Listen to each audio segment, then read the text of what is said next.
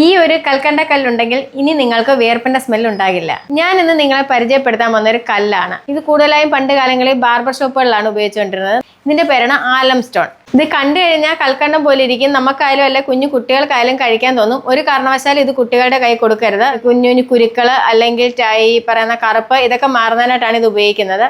അപ്പം ഞാനിത് എങ്ങനെയാണ് അപ്ലൈ ചെയ്യുന്നതെന്ന് പറയാം. നമ്മൾ ഈ കല്ല് മേടിച്ച ശേഷം വെള്ളത്തിൽ ഒരു അരമണിക്കൂർ ഇട്ട് വെക്കുക, അല്ലെങ്കിൽ 10-15 മിനിറ്റ് ഇട്ട് വെക്കുക. എന്ന് വെച്ചാൽ ഇത് ഡയറക്റ്റ് അപ്ലൈ ചെയ്ത് കഴിഞ്ഞാൽ നമ്മുടെ ഫേസിന് സ്ക്രാച്ചുകൾ വീഴും.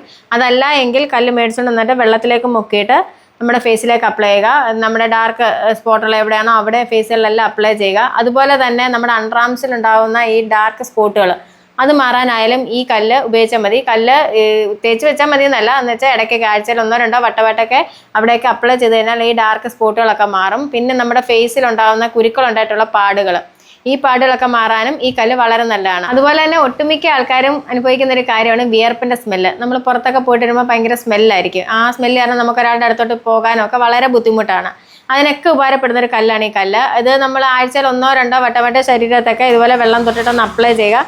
അപ്ലൈ ചെയ്യുമ്പോൾ തന്നെ വിയർപ്പിന്റെ സ്മെല്ലുകളൊക്കെ വളരെ കുറയും, നല്ല വ്യത്യാസം വരും. പിന്നെ നമ്മളെല്ലാം ഒട്ടുമിക്ക ആൾക്കാരും ബുദ്ധിമുട്ടുന്ന ശരീരത്തെ ഡ്രൈനസ്, കൂടുതൽ ആൾക്കാർക്കും ഡ്രൈനസ് ആണ്. അങ്ങനെ ഡ്രൈനസ് ആയിട്ടുള്ള സ്കിന്നുകളുടെയൊക്കെ ഡ്രൈനസ് മാറാനും ഈ കല്ല് വളരെ നല്ലതാണ്.